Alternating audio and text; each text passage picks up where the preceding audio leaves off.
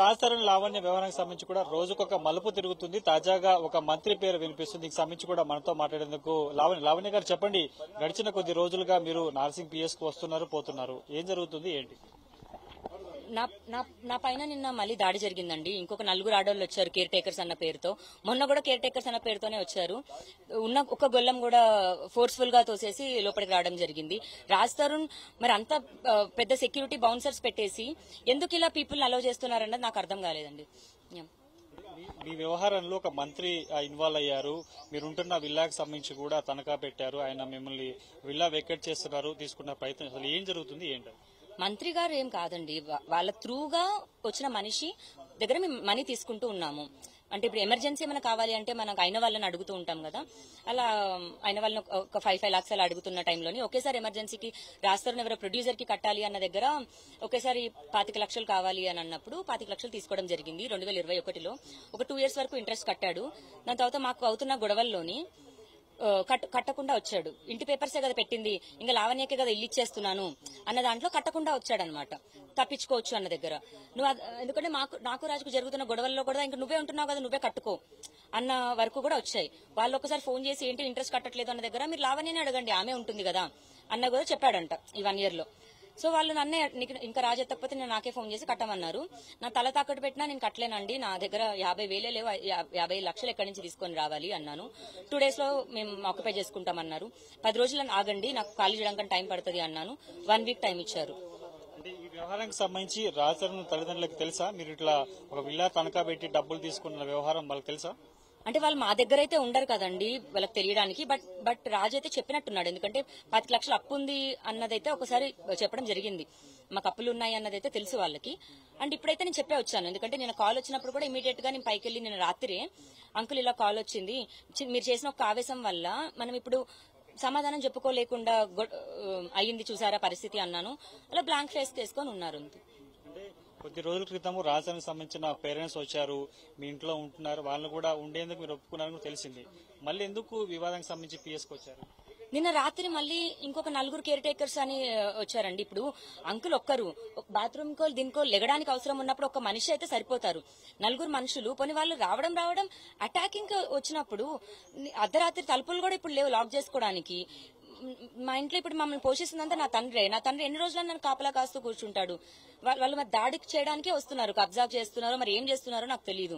కాకపోతే ఫిజికల్ గా అసాల్ట్ అనేది నన్ను జరుగుతుంది కాబట్టి నేను ఇంకా వీళ్ళనే కోరాలి. నేను అదే విషయం చెప్పడానికి వచ్చాను. రాజధానితో రిలేషన్ లో ఉన్నప్పుడు మీకు ప్రస్తుతం ఉంటున్న విల్లాని ఇచ్చారు, ప్రస్తుతానికి ఆ విల్లాని తనఖా పెట్టారు కాబట్టి వారికి వడ్డీ ఇవ్వట్లేదు కాబట్టి వారు తీసుకునే అవకాశం ఉంటుంది. ఇప్పుడు మీరు ఆ విల్లాని వెకేట్ చేస్తారా ఏంటి?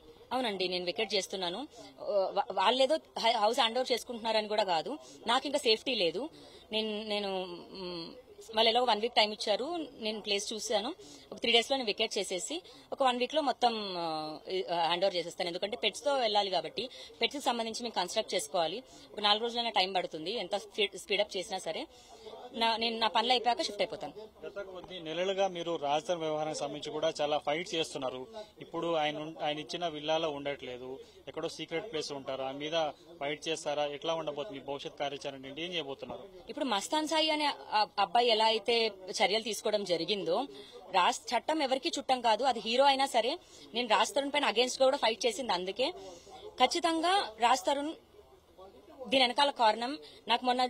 నాకు జరిగిన ఆ అవమానానికి అసాల్ట్ కి రాజ్ తరుణే కారణం అయితే రాజ్ తరుణ్ కి కూడా కేవలం చట్టపరంగా ఏమున్నాయో అవన్నీ కూడా జరగాలి. కోర్టు మెట్లు రాజ్ తరుణ్ కూడా ఎక్కాలి. హీరో అయినా సరే తనైనా ఎక్కాలి. ఇప్పుడు మా పైన కేసు ఉన్నప్పటికీ మేమే వెళ్తున్నాం హియరింగ్స్ అన్నిటికీ. రాజ్ తరుణ్ ఎందుకు వెళ్ళకూడదు? అంటే హీరో అయితే వెళ్ళకూడదా? ఎవరైనా సరే వెళ్ళాలి. కోర్టు ఎవరికైనా సేమ్ ఉండాలి. నేను ఆ రైట్స్ కోసమే ఫైట్ చేశాను. నేను ఖచ్చితంగా లీగల్ గా వెళ్తే వస్తానండి.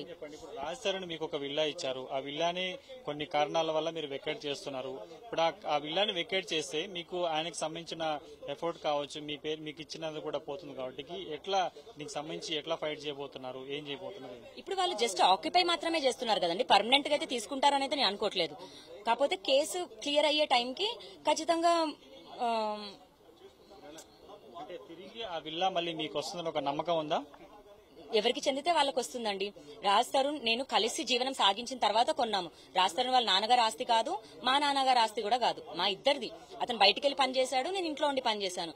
ఇద్దరికి సగభాగం ఉంటే బాగుంటుంది. అది పూర్తిగా నాది అనను, పూర్తిగా రాజ్ తరుణ్ అని కూడా అనను. అప్పులు క్లియర్ అయిపోయినప్పటికీ సరే, ఏమున్నా సరే అది ఇద్దరికి సగభాగంగా చెందుతుంది. రాజ్ తరుణ్కి సగం, నాకు సగం, ఎవరి లైఫ్ వాళ్ళది. టచ్ లో ఉన్నాడు అసలు? లేదండి, లేదు. దూరంగా ఉండి దొంగగా ఆడుతున్నాడు. మగాడివి, హీరో అంటున్నావు, రియల్ లైఫ్ హీరో కాదు, రియల్ లైఫ్ హీరో కావు. ఒక్క ఆడదాని జీవితంలో ఇంత శత్రుత్వం చేపిస్తున్నావు రాజ్. అన్నం పెట్టిన చెయ్యి, నా మీదకి ఇలా చేపిస్తున్నాడు, కరెక్ట్ కాదు. ఇంకా అదొకటే కోరుతున్నాను, బయటికి రా రాజ్. మాట్లాడుకుంటే యుద్ధాలు జరుగుండేవి కాదు అంటావు. నిజంగా అది నువ్వు నమ్మితే బయటికి రా, క్లియర్ చేసుకుందాం. అయితే గడిచిన కొద్ది రోజుల నుంచి కూడా తన ఇంటికి వద్దకి కొంతమంది వస్తున్నారు. నేను రాత్రి కూడా తన మీద దాడి చేసే ప్రయత్నం చేశారు. ఇక ఈ వ్యవహారంతో పోల్చుకుంటే కూడా గతంలో రాజ్ తరుణ్ ఇప్పుడు ప్రస్తుతం లావణ్య ఉంటున్న విల్లాకి సంబంధించి కూడా తనఖా పెట్టి ఒక 50 లక్షలకు సంబంధించి కూడా ప్రస్తుత మంత్రి వద్ద తీసుకున్నట్టు తెలుస్తుంది. దీనికి సంబంధించి కూడా కొద్ది రోజులుగా కొంత వడ్డీ చెల్లించకపోవడంతో సదరు మంత్రి అనుచరుల నుంచి కూడా ఫోన్లు వస్తున్నాయి. ఆ విషయానికి సంబంధించి కూడా క్లారిటీ ఇచ్చారు లావణ్య. ప్రస్తుతానికి అయితే తాను విల్లాను వెకేట్ చేస్తున్నాను, ఖచ్చితంగా దీనికి సంబంధించి కూడా కోర్టులో న్యాయ పోరాటం చేసిన తర్వాత కూడా రాజధాని వ్యవహారానికి సంబంధించి కూడా ముందుకు వెళ్తానని చెప్పి ప్రస్తుతం కనిపిస్తుంది. అయితే ప్రస్తుతానికి ఇటు ఆమె ప్రస్తుతం ఉంటున్న విల్లాను వెకేట్ చేసి ఒక ప్రాంతంలో సేఫ్ జోన్ కి వెళ్తున్నట్టుగా ఆమె చెప్తున్నారు. సాయితో కలిసి కిరణ్, 10 టీవీ, హైదరాబాద్.